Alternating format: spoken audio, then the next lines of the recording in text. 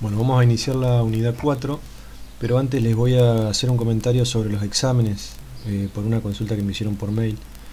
Yo creo que van a ser dos parciales o dos conexiones que vamos a hacer en remoto, probablemente por Skype. Yo les voy a pasar bien los datos después.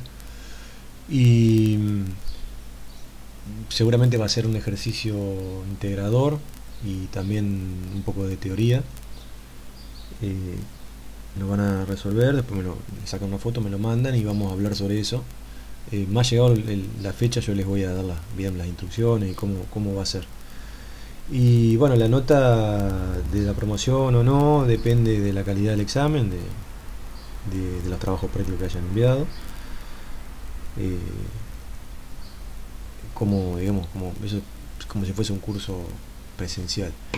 Lo que no les había dicho es que yo en esta materia pido todos los años un trabajo práctico integrador donde hay que armar un amplificador de 2 etapas y además hay que, armarlo físicamente. No hace falta que sea en un PCB, en una plaqueta, sino puede ser en un protoboard, pero hay que realizar mediciones de laboratorio. Y para eso, bueno, necesitan obviamente los instrumentos y necesitan ir al laboratorio. Y este año no se puede, por motivo que ya saben. O sea que eso quedará para el año que viene. El trabajo práctico además lleva un informe, que en eso sí pueden ir avanzando, aunque sea parcialmente, porque las mediciones no las van a poder hacer, pero las justificaciones de por qué eligieron el circuito, el diseño y demás, sí los van a poder hacer. Y bueno, la condición para poder rendir o aprobar finalmente la materia, ya sea con promoción o con final, es que eso esté aprobado. Así que bueno, esas son un poco las condiciones para aprobar, para cerrar la materia. Ustedes la pueden tener aprobada y quedar el trabajo práctico pendiente. Obviamente ese trabajo no lo van a poder terminar ahora. Tampoco nadie lo termina en un curso normal porque lleva tiempo de laboratorio y lleva tiempo de corrección, de ida y vuelta del informe. Así que bueno, cualquier otra duda me escriben. Vamos ahora sí a arrancar con la unidad 4, donde ya vamos a ver circuitos de polarización de amplificadores. En realidad circuitos de polarización de transitores que nos van a servir para fabricar amplificadores. Bueno, para diseñar o analizar circuitos de amplificadores tenemos que realizar un análisis de corriente continua y otro de corriente alterna. Lo podemos hacer de manera independiente utilizando el teorema de superposición, como ya hemos visto algo en videos anteriores. Y para lograr un determinado comportamiento en corriente alterna, primero tenemos que fijar un punto de operación en corriente continua o un punto Q. Bueno, esto lo logramos polarizando el transistor, fijando una tensión, por ejemplo en este gráfico, que son las curvas de salida de un amplificador en emisor común. Me doy cuenta por la variable independiente, que es la tensión de colector emisor versus la corriente de colector. Entonces esto son las curvas de salida de un emisor común. Bueno, ese punto Q lo logro fijando una tensión, por ejemplo el punto QB, fijando una determinada tensión de colector emisor y una determinada corriente de colector. Me va a dar un punto que va a cortar una de estas curvas y además va a cortar la recta de carga, como habíamos visto también en videos anteriores. Bueno, después la corriente alterna va a hacer que la operación sea en torno a este punto de operación. Bueno, ¿cómo logro esos puntos Q o los puntos de operación? Bueno, como decíamos, polarizando un transistor con redes circuitales o con un circuito de polarización. Si yo busco diseñar amplificadores lineales, o sea que la salida sea proporcional a la entrada, yo tengo que fijar ese punto Q dentro de la zona activa del transistor, la zona blanca, respetando también las tensiones máximas, tanto la tensión máxima y la corriente máxima y la potencia máxima, o sea dentro de la zona blanca que tiene que estar el punto de operación. Así que bueno, ese va a ser el objetivo de esta unidad. Nos vamos a basar o a fijar el trabajo con estas tres ecuaciones, con estas simples ecuaciones. Ya puedo yo diseñar redes de polarización, circuitos, amplificadores también. Y bueno, repasamos. La primera dice que cuando el transistor está encendido, o sea, cuando hay corriente por base y por colector, la tensión entre la base, la tensión de corriente continua, entre la base y el emisor es 0,7 volt. La tensión base emisor es la misma que un diodo en directa, porque bueno, justamente una juntura que está en directa, una juntura PN. La otra ecuación dice que la corriente de emisor es beta más 1 veces la corriente de base y es aproximadamente igual a la corriente de colector. Y la tercera dice que la corriente de colector es beta veces la corriente de base. Este beta es el HFE también, la ganancia de corriente en corriente continua del transistor que encontramos. Esto lo encontramos en la hoja de datos.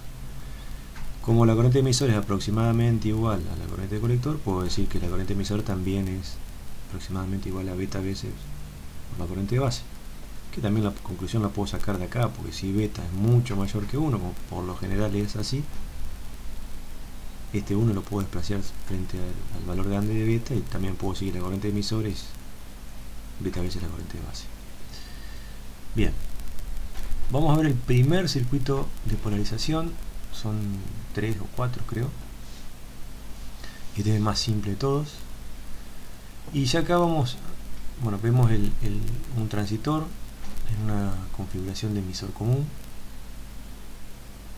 donde está preparado ya para que ingresen señales de alterna a través de este capacitor, y tomar a la salida la señal ya amplificada también a través de este capacitor.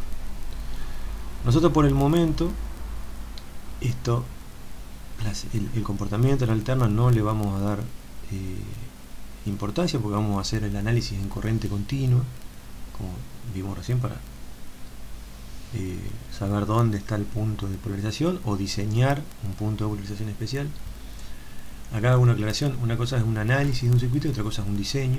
El análisis del circuito, yo conozco todos los componentes y quiero comprobar cuál fue el punto que se eligió, o sea, hago cuenta verifico lo que está hecho, digamos.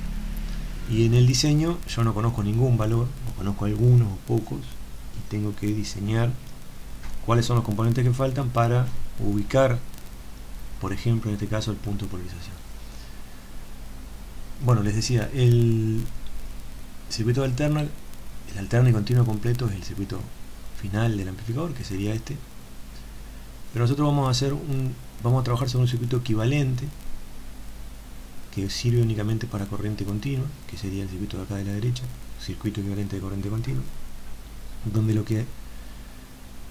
la única diferencia de lo que hacemos es considerar a todos los capacitores como un circuito abierto. ¿Por qué hacemos eso? Porque justamente el capacitor en corriente continua, una vez que se carga a la tensión de continua que tiene entre sus terminales, va a ofrecer un camino de altísima resistencia, o sea, de impedancia infinita a la corriente continua. Va a ser un circuito abierto. Entonces, todo lo que esté, por ejemplo, conectado de acá hacia la derecha y de acá hacia la izquierda, o sea, del otro lado del capacitor, el transistor ni se entera. La corriente continua que está circulando por el transistor, como no puede ir para aquel lado, ni se entera lo que hay acá, y acá tampoco. Entonces no hace falta dibujarlo. Distinto va a ser el caso cuando hagamos el análisis en corriente alterna, que si la señal de corriente alterna atraviesa el capacitor y ya interactúa con todo el circuito, y la señal que yo tomo a la salida de alterna va a poder atravesar acá este capacitor, pero eso va a ser un tema aparte. Bien, entonces lo primero que hago cuando tengo el circuito completo, dibujo el circuito equivalente de corriente continua. Está bueno dibujarlo siempre al principio, aunque sea muy simple, considerar esto un circuito abierto, para tener una idea más clara, digamos, de qué es lo que tengo que hacer. Bueno, fíjense que acá, gracias a este circuito de polarización, yo me estoy evitando usar dos baterías distintas, una para que colocamos en la base y otra que colocamos en el colector para polarizar el transitor en la unidad anterior. Bueno, eso sería algo incómodo, porque tener dos fuentes, dos baterías, no es práctico. Entonces, con este tipo de circuito yo tengo una sola, que se llama VCC, y se comparte, ¿no?, en la malla de la base y en la malla de colector. Acá lo dibujé separado, pero obviamente es lo mismo. Si tienen el mismo nombre, es la misma batería. Bueno, habiendo hecho esas aclaraciones, vamos a empezar a hacer el análisis. Y siempre comenzamos por la malla de entrada, que es la malla que está asociada a la entrada de la corriente alterna, que es la malla de base. La malla de base implica la juntura de base, o sea, la juntura de entrada del transitor. Me centro únicamente en eso. Entonces tomo esta parte del circuito, es lo mismo que esto, nada más que al colector no lo dejo abierto ahí, no importa que lo esté pasando por ahora, y analizo esta parte del circuito. Bueno, lo que hago acá, por comodidad puedo volver a dibujar esta VCC, la puedo dibujar como una batería. Yo sé que del otro lado de VCC hay tierra, como acá. Bueno, y una vez que yo tengo esto redibujado, le marco el sentido de la corriente. El sentido siempre va a ser entrante en un transitor de este tipo, que esto es NPN. La flecha para afuera es NPN. Entonces la corriente va a hacer esto y se va a meter a la base. Bueno, con esto, esta referencia, yo planteo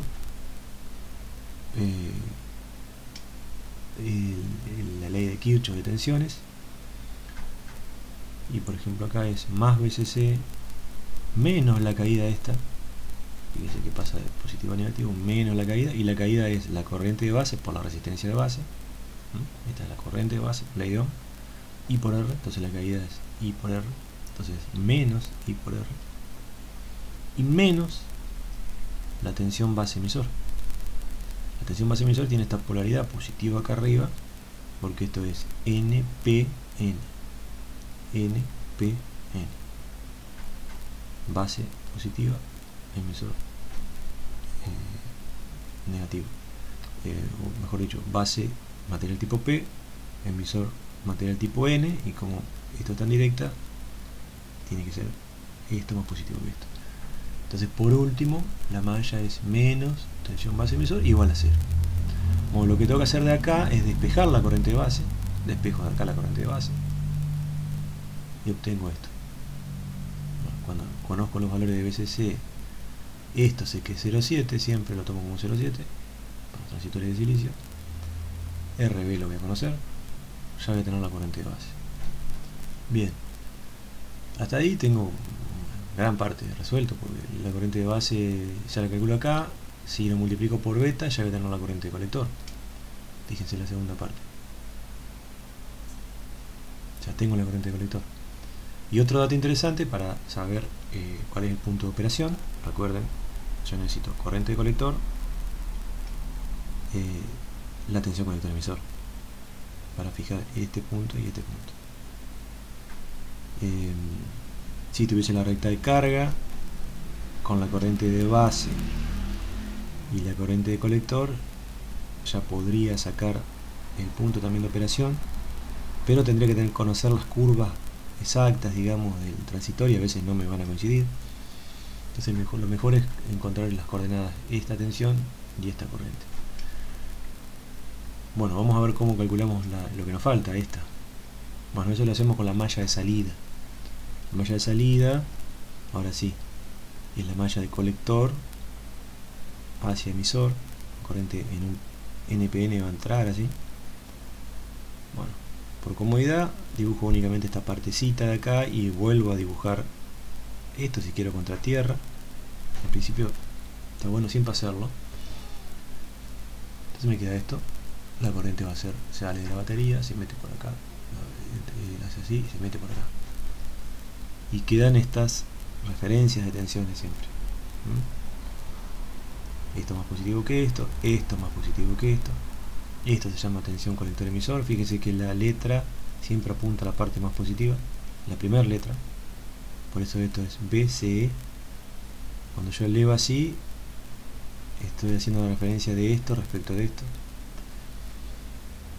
Bien, entonces acá lo que hago también, planteo la ley de Kirchhoff de tensiones, y arrancando de este punto es más BCE más la caída esta, y esta caída es I por R, más I por R, y por una cuestión de comodidad y para que no haya confusión, esa I la llamo corriente de colector, de hecho es la corriente de colector, y a esta la llamo resistencia de colector, entonces va a ser IC por RC, y acá va a ser menos BCC igual a 0. Y de acá despejo la tensión, que es el dato que me faltaba. Va a estar en función de la corriente de colector, que la conozco de acá. Esto lo conozco y esto lo conozco, entonces ya puedo sacar este valor acá. Bien, ese es el método, o sea, consiste, repasamos rápido, circuito completo, pasarlo al circuito equivalente de continua, malla de entrada, plantear la ley de Kirchhoff, despejar corriente de base, multiplicarla por beta para la corriente de colector, plantear, dibujar el circuito equivalente, el circuito parcial de la malla de salida, plantear Kirchhoff y despejar tensión colector emisor. Son todos los pasos. Esto es algo ya que después se convierte en algo mecánico, que hay que practicarlo, hacer ejercicio, practicarlo. Bueno, vamos a hacer, van a hacer ustedes el primer ejercicio. Acá si quieren poner pausa y terminarlo, donde es lo mismo que vimos recién, nada más que acá tiene valores. Tomamos el trabajo de pausar el video y hacerlo. Esto, el dato del beta es este, 50. Esto por ahora no le den importancia, ya van a entender qué es esto. Así que bueno, fíjense que acá los capacitores tienen valores, pero a nosotros no nos interesa demasiado por el momento, y todo lo demás tiene valores. Bueno, hallar corriente de base Q significa la polarización, la corriente de colector de polarización, tensión colector emisor de polarización, y acá me pide tensión de base y tensión de colector. Recuerden, aquellos que están cursando teoría de circuitos, y los que no, hago un pequeño comentario, que cuando yo tengo la tensión en un solo punto me piden es siempre respecto de tierra. Acá sería la tensión de base respecto de tierra, o sea la tensión de este punto respecto de tierra. Esta es automática, esta respuesta. ¿Por qué? La tensión de este punto respecto de tierra es la tensión base emisor, que son 0,7 volts. Bueno, y esta es la tensión de colector respecto de tierra, la tensión de este punto respecto de tierra, que también lo llamamos tensión colector emisor. Esta la van a tener que calcular. Esto está como para este punto, sería, piden cosas que ya calculé justamente para explicar este concepto. Bueno, y esta es la tensión base colector, la tensión de base respecto del colector. Bueno, ¿cómo lo calculo? Es la tensión de la base menos la tensión del colector, utilizando estos datos de acá arriba. Y así para cualquier otra tensión que me pidan en cualquier parte del circuito. Se hace de la misma manera. Bueno, ya lo pueden esto resolver porque es aplicar lo que vimos hace un ratito. Ahora vamos a hablar sobre la saturación del transistor. En el circuito que estamos analizando, vamos a centrarnos en la malla de salida. A medida que aumenta la corriente de base, disminuye la tensión de colector emisor, hasta llegar a una tensión de colector emisor llamada de saturación, que lo simbolizamos así. La pregunta es: ¿por qué disminuye la tensión de colector emisor cuando aumenta la corriente de base? Bueno, la tensión de colector emisor, que es esta, disminuye, se hace cada vez más chiquitita hasta llegar a un valor mínimo, que no es 0, que es la tensión de colector emisor de saturación, porque cuando aumenta la corriente de base, aumenta la corriente de colector. Están relacionados por un beta. Y si aumenta esta corriente, porque aumentó la corriente de base, lo que va a pasar es que esta caída se va a hacer cada vez más grande. Esta tensión así de acá. La ley de Ohm dice que esta corriente, cada vez cuando se hace más grande, esta caída se hace más grande. Y si esta caída se hace cada vez más grande, esta tensión, la tensión que está acá arriba, la tensión de colector, va a caer prácticamente toda acá. Y poco va a quedar acá. Por eso mismo, cuando aumenta la corriente de colector y la caída en RC aumenta, ¿qué ocurre con la corriente de colector y la tensión colector emisor si seguimos aumentando la corriente de base? Pensemos en eso. ¿Qué ocurre con la corriente de colector y la tensión colector emisor si seguimos aumentando la corriente de base? Bueno, va a llegar un momento que esto no va a poder disminuir más.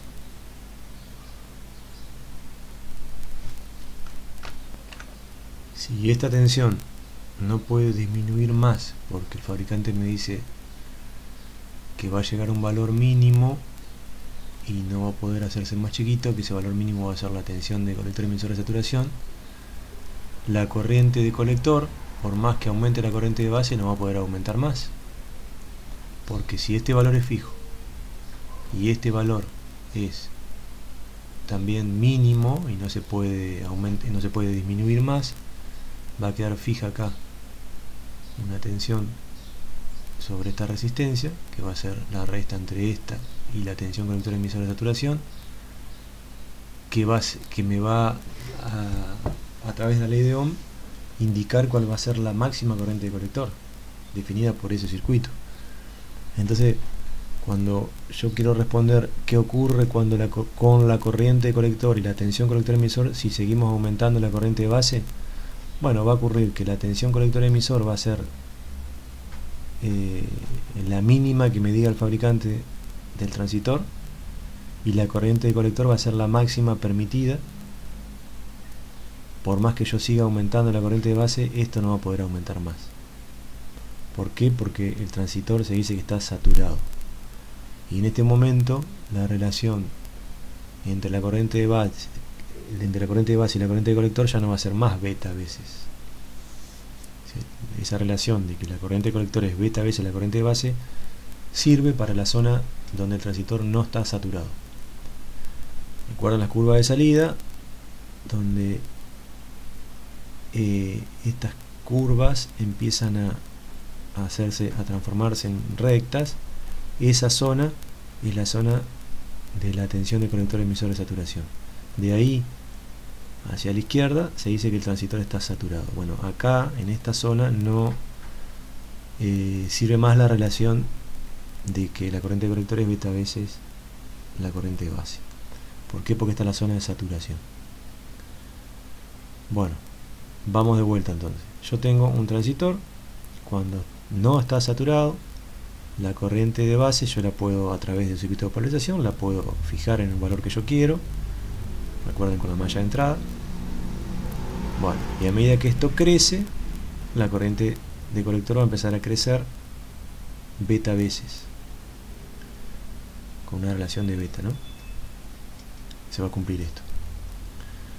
Si yo sigo aumentando y sigo aumentando esto, va a llegar a un punto que esto va a seguir aumentando y esto va a seguir disminuyendo. Esto me refiero a la tensión acá, ¿no? Y esto va a seguir disminuyendo. Pero va a llegar también un momento donde esto ya no puede hacerse más chico, no puede disminuir más, esto va a empezar a caer para allá. Bueno, cuando entra en esta zona, esta tensión no se puede hacer más chiquitita.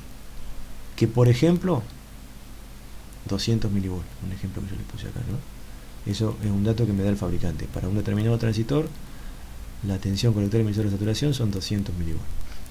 Bueno, si esto llega a ese punto que no se puede hacer más chico, acá siempre se va a cumplir la ley de Kirchhoff, ¿no? Esto más esto va a ser igual a esto. Bueno, pero volvamos, estoy en el punto donde esto es la tensión de colector emisor de saturación. Bueno, en ese punto yo si sigo aumentando la corriente de base, esta no va a poder crecer. porque para que esto pueda crecer, la diferencia de potencial acá tiene que ser más grande, y la diferencia ya llegó a un límite donde va a estar determinada por la tensión de batería y la tensión colector emisor de saturación. Entonces esta corriente no va a poder crecer más, y ahí no se va a respetar más esto. Bueno, eso se dice que el transistor está saturado. Bueno, a ver qué tenemos acá. La corriente del conductor no puede aumentar por más que aumente la corriente de base. Bueno, justamente por todo lo que hablamos recién. Dice, el circuito no lo permite porque no hay suficiente VCC. Bueno, por ejemplo, si yo quisiera que eso siga aumentando, lo que tengo que hacer es aumentar, que esta corriente siga aumentando, lo que tengo que hacer es aumentar la tensión de VCC. Porque si yo este punto lo hago más alto, y este punto por más que no pueda bajar, la diferencia potencial va a aumentar y la corriente del colector podría llegar a ser más grande, pero yo tengo que cambiar el circuito. De todas maneras, esta corriente no la estaría gobernando con la corriente de base, sino a través de un cambio del circuito, pero sería la única forma, o cambiar el transitor para que pueda cambiar esta tensión de acá, pero la idea es gobernar esta corriente a través de la corriente de base. Bueno, no se cumple más esta relación porque el transistor está saturado, ya esto lo vimos. Una pregunta interesante es, ¿podemos saber de antemano cuánto vale la corriente de colector de saturación? O sea, sin hacer la prueba, decir, bueno, cuánto aumenta la corriente de base, e ir mirando si los dos están relacionados con beta, y cuando se deja de cumplir eso es porque esto saturó. O yo puedo predecir a eso sin hacer la prueba de aumentar la corriente de base y medir la corriente de colector. Sí lo puedo hacer. Lo puedo hacer mirando este circuito y decir, bueno, acá siempre va a haber VCC. Y acá va a haber una tensión que va a depender, sí, de la corriente de base. Pero va a llegar un punto que esto se va a hacer tan chiquitito que no va a bajar más porque entró a saturar. Entonces lo imagino y digo, bueno, como mínimo acá va a haber entre este punto y tierra 200 mV, por ejemplo. Entonces si yo sé que esto no va a bajar nunca de los 200 mV y acá voy a tener VCC, calculo la tensión que hay acá, la diferencia potencial que hay acá, que es VCC menos la tensión colector emisor de saturación, y por ley de Ohm digo, bueno, si conozco la máxima supuesta tensión que puede haber acá, conozco la resistencia, conozco la corriente de colector supuesta máxima. Esa es una forma. Entonces la respuesta es sí, podemos. Reemplazamos la tensión colector emisor por la tensión colector emisor de saturación en el circuito y la calculamos. La pregunta es, ¿cómo queda la tensión de colector respecto de la tensión de base? ¿Qué ocurre con la juntura base-colector? Bueno, cuando el transistor satura, la tensión de colector es menor que la tensión de base, y la juntura base-colector queda en directa. Bueno, recuerden que las condiciones desde el punto de vista de la juntura en la zona de saturación es las dos junturas en directa. Cuando quedan las dos junturas, me refiero base emisor y base colector en directa, el transistor está saturado. Bien. Vamos a ver acá por qué, les voy a mostrar por qué cuando esto satura, esta juntura queda en directa. Bueno, este punto respecto de tierra se puede hacer, por ejemplo, tan chico como 200 mV, dijimos. Un valor más o menos aproximado para transistores de pequeña señal. 200 mV, 0,2 volt respecto de tierra acá. Esto cuando está encendido es 0,7 o un poquito más, puede ser si el transistor está saturado. Vamos a poner 0,7. Bueno, ¿cuál es más positivo? Este es más positivo que este. Y como esto es material P y esto es material N, en el momento de la saturación, esta juntura también queda en directa. Cosa que debemos evitar si queremos amplificadores lineales. Porque la región lineal es esta juntura en directa y esta juntura en inversa. Fíjese que en condiciones de linealidad, digamos, de transistor polarizado en la zona lineal, esto puede tener, qué sé yo, 3 volt. Entonces 3 acá, 0,7 acá, hace que esto quede en inverso. Eso es región lineal. Bien, La última pregunta dice: ¿cuánto vale la corriente de saturación del ejercicio anterior? De este ejercicio. Bueno, fácil, porque me dan el dato. Si yo hubiera tenido el código del transistor, voy a la hoja de datos, pero esto es un ejercicio genérico. Yo inventé que la tensión del colector emisor saturación son 200 milivolts. Bueno, si acá tengo 200 milivolts, o sea, de este punto a tierra tengo 200 milivolts, y acá tengo 12, la corriente de saturación de este circuito va a ser 12 menos 0,2, sería 11,8 dividido 2,2K. La supuesta máxima tensión de acá arriba va a ser 11,8 dividido 2,2K y me va a dar el máximo valor que la corriente va a poder alcanzar en este circuito, que la corriente de colector puede alcanzar en este circuito. Por más que yo le dé y le dé y le dé corriente acá, que aumente la corriente de base, bueno, no va a superar nunca ese valor de corriente del circuito. Bien, esto lo vamos a pasar, esto también, y vamos a ver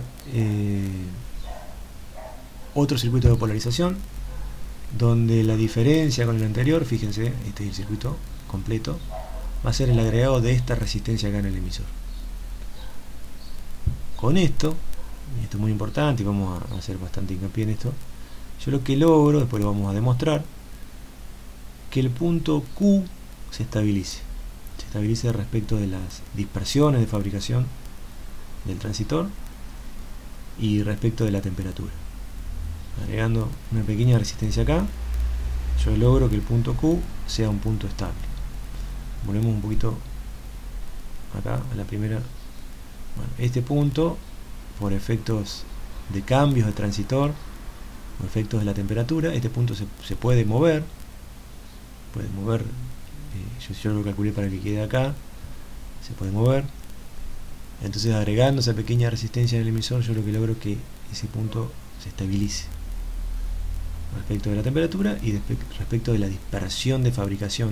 Con eso me refiero a que el beta, el HFS, la ganancia de corriente, a veces puede variar de transistor en transistor, también puede variar por la temperatura. La cuestión es que si eso varía el punto. Bueno, con esa resistencia de emisor, como vamos a demostrar dentro de un rato, voy a estabilizar ese punto. Bien, sigamos analizando este circuito de polarización. Bueno, el trabajo es el mismo para hacer el análisis que venimos haciendo hasta ahora. Dibujo en función de esto.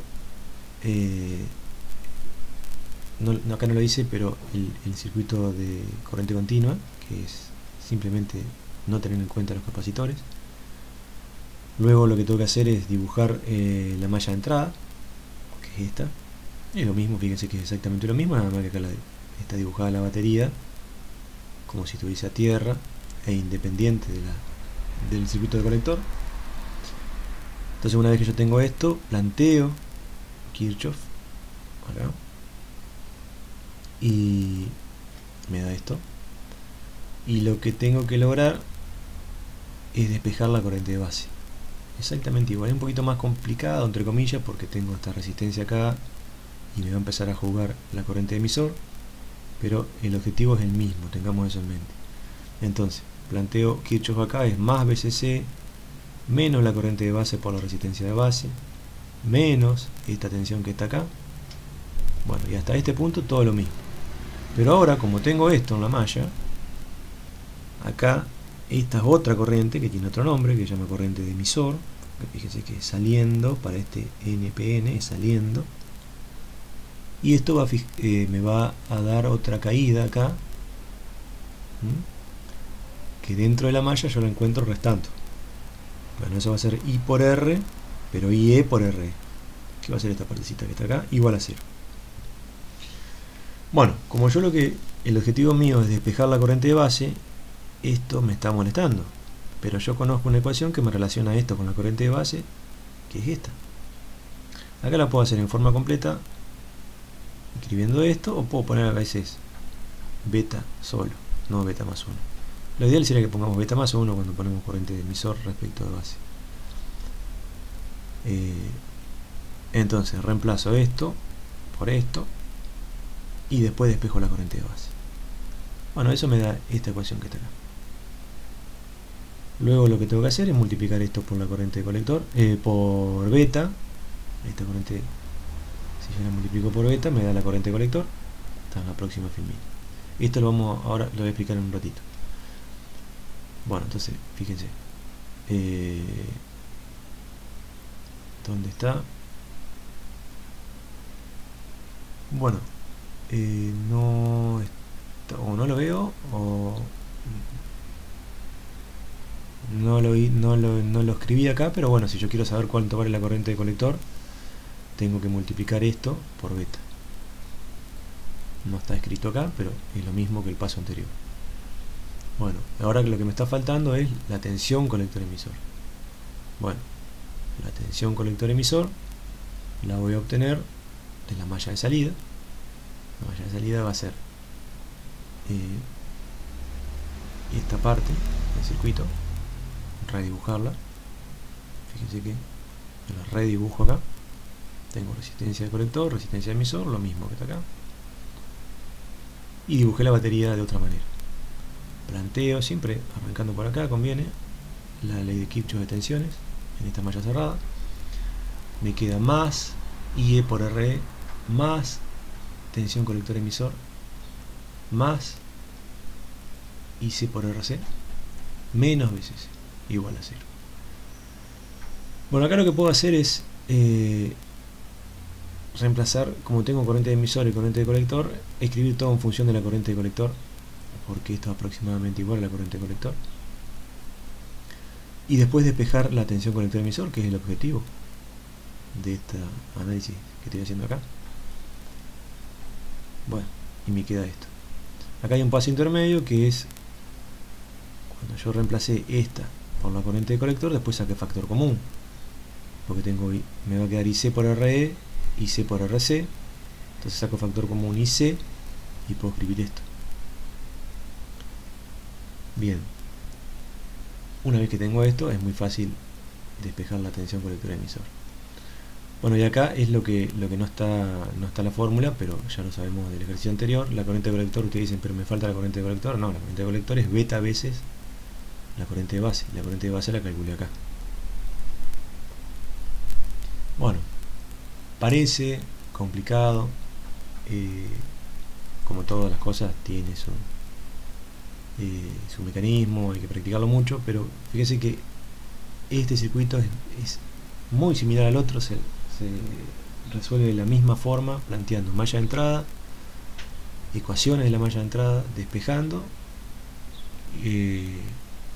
corriente de base en la malla de entrada y despejando tensión colector emisor en la malla de salida. ¿Qué pasa ahora, por ejemplo, si yo quiero calcular la corriente de saturación en este circuito? Bueno, la corriente de saturación es siempre imaginarse el circuito de la malla de salida cuando la tensión colector emisor es la mínima. Si tengo el dato, lo escribo. Digo, la tensión colector emisor es el valor que yo conozca. Si no lo tengo, considero que esto va a ser 0. Si yo considero que esto va a ser 0, hago la cuenta. Simplemente tengo la batería y las dos resistencias, y si esto vale 0, la corriente de colector va a ser BCC dividido la suma de las dos resistencias, como está acá. Pero yo siempre recomiendo no acordarse de memoria esto, sino decir, miro la malla de salida y digo, bueno, ¿cuánto va a ser la máxima corriente que va a circular por acá cuando esta tensión sea la mínima? Tengo todos los datos para resolverlo, porque estas resistencias yo las conozco, y esto también. Y esto o me lo dicen o le pongo 0. Bueno, entonces acá me queda un circuito que lo puedo resolver por el método que yo quiera, donde yo puedo averiguar cuál va a ser la corriente máxima de saturación. Bien, otro ejercicio para hacer, donde Los pasos a seguir son los mismos que vimos hace un ratito, y las incógnitas son todas estas que están acá. Bueno, quedó pendiente esto, y que les dije que le iba a explicar ahora. Fíjense el efecto que hace el agregado de esta pequeña resistencia acá, mirando esta ecuación, por ejemplo. Esta pequeña resistencia desde afuera, digamos, de estos bornes, yo la veo como esta misma resistencia, pero multiplicada a beta más 1 veces. ¿Por qué? Pues lo estoy mirando acá. Fíjense que esto es esta tensión, o sea, la de acá arriba, menos esta pequeña caída, sobre las dos resistencias que tenga el circuito. Esta resistencia es la misma, pero esta no es simplemente RE, es beta veces más 1 RE. Esta malla yo la analizo de esa manera, y si yo me olvido de que esto es un circuito con un transitor, puedo decir que todo esto, o sea, desde este punto hasta este punto, lo puedo reemplazar por una resistencia imaginaria que sea beta más 1 veces la resistencia del emisor. Bueno, el hecho de conectar de esta manera una resistencia en el emisor va a hacer que la batería vea entre este punto y este punto una resistencia que sea beta veces más grande. En realidad beta más 1 veces más grande de lo que realmente es. Bueno, eso por la forma que yo estoy conectando esta resistencia en este circuito. Bien, y no solo la batería va a ver esta resistencia más grande, sino que cuando estudiemos esto con corriente alterna, vamos a ver que la corriente alterna también va a ver esta resistencia mucho más grande de lo que es, y eso va a hacer que la resistencia de entrada del circuito, que es un parámetro muy importante, se vea mucho más grande de lo que podría ser si no tuviese esta resistencia, o sea, si estuviese directamente conectado la emisora a tierra. Y eso en algunos casos es muy importante, porque yo necesito un circuito que la corriente alterna vea que hay mucha resistencia. ¿Para qué? Para que no cargue o que no tome corriente. Eso lo vamos a ver cuando veamos circuitos con corriente alterna. Pero fíjense que el solo hecho de agregar una pequeña resistencia acá, en principio, me mejora la estabilidad del punto Q, que también lo vamos a demostrar en el próximo video, y además me aumenta la resistencia de entrada. Bien, entonces, queda pendiente que resuelvan esto, y seguimos en el próximo video.